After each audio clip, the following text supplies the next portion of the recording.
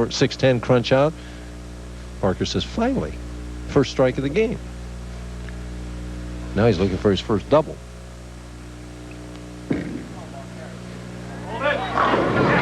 Beautiful shot. So Parker comes back with a double, cuts the lead to 1, and now let's see if Joe Firpo is able to muster the type of shot that he needs to stay in this match. And you try and read the body English, and Parker just seems to be exuding confidence. And I see a look of concern on Joe's face here as he gets up, especially on this right lane. He's just a little befuddled by this right lane.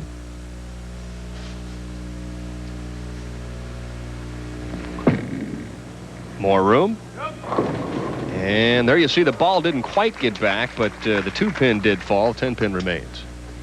He's really caught in between. You know, he has to make an absolute perfect shot just to get the ball to the 1-3. He throws it a little harder and a little wider, and it's the 2-10.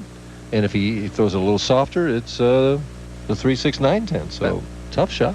That was the nature of the condition, at least as I saw it last night when I was here for the final 8 games. I think I saw more 2-8-10s in the first 5 minutes in this bowling center than I had seen all summer long.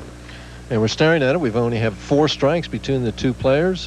Basically an even match right to the pin. We got 4 frames to go. My money right now would be on Parker Bohn. The history of this particular pair of lanes throughout the years that we've been here doing the telecast is one of a medium scoring condition, fair for both the lefties and the righties, but a pair of lanes that really hasn't given a lot of high scores, but very close competitive matches. And I think that's been kind of the fun of this tournament through the years. There's Joe. Solid on lane 19. All right, we'll be back with more bowling here from Austin, Texas. But as we leave, we'll take a look at the Mansfield Dam, which was constructed on the Colorado River back in 1937. It feeds water into... Back live, Parker in the 7th, and he's working on a double. And trying to take the lead for the first time in the match.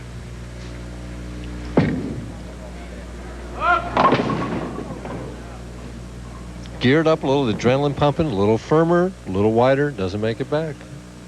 Neither one of the players has got a lot of area. It takes quality shot making today. 3-9 again. He left this back in the 4th frame. Has to hurry. Woo! By a whisker. He wasn't worried, but I was.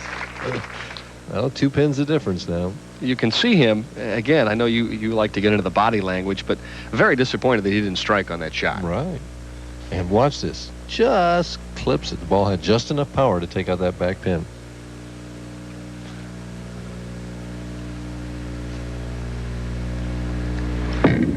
Good tight match here in game number 1. Oh, it was until this point. Parker shakes his head, turns around, and he's got a problem.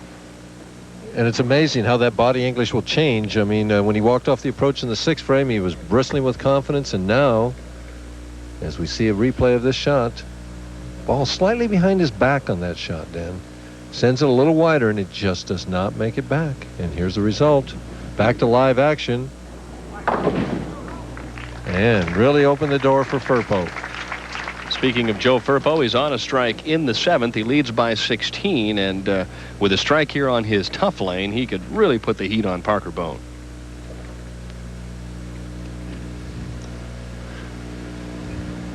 See that? He's only averaging 198 on television. Oh, nice roll. That ball rolled out. I kept expecting it to go right through the head pin. It did. It stopped right at the pocket. Now, the shot before in that lane rolled out to come in light where he kicked the 2-pin out. He could have had the 2-10 before. Big shot. Now he's going to his favor to the 2 lanes and has a chance to put the match away. And you know what he's done too, Mike, although he's had a couple of breaks. He has stayed clean in this game and given himself a chance to win. Meanwhile, Parker with 2 donuts here in game number 1, and that's not how you get to the next game. Well, even more important, with a chance to really take command of the match, he didn't do it.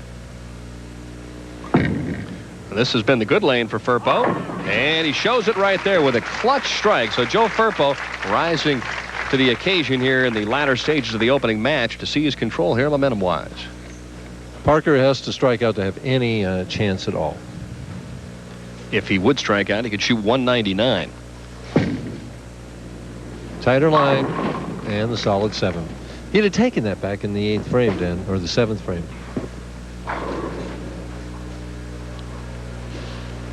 Tony Westlake warming up.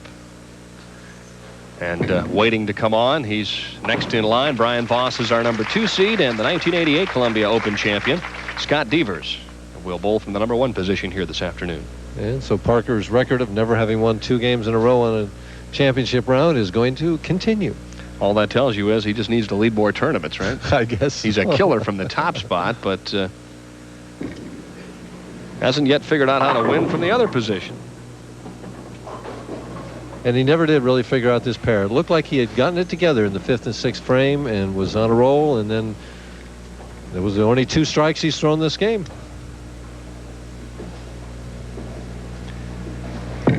Mike alluded to the kind of year that Parker Bohn has had. He's $100,000 behind where he was a year ago, but in terms of consistency, he hasn't made a lot of telecasts. In the last month he has, but boy, 20 cashes is terrific.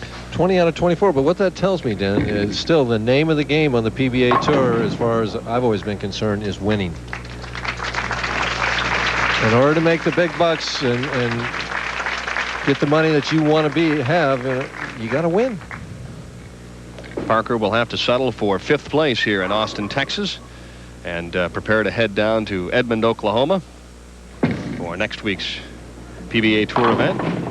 Firpo high on lane 20 as he's still kind of searching it out a little bit as he kicks out the 4-pin. Well, we'll see what Westlake does when he comes over, if he makes Firpo finish on this lane. He's bowling 220. It's hard to criticize that, but it is kind of a shaky 220. Parker with an antidote there, and Firpo with a smile on his face. It's the first time we've seen Joe show any emotion whatsoever in this opening game. Of course, it's a little easier once you've won. Nice loose swing there. Boy, it looks like if you make a good shot, Mike, you get a good result. Well, that was his best shot of the game right there on that lane. He made a lot of shots that good on the left lane. He's going to finish out this game here with 2, 4, 8 strikes if he strikes on this fill ball.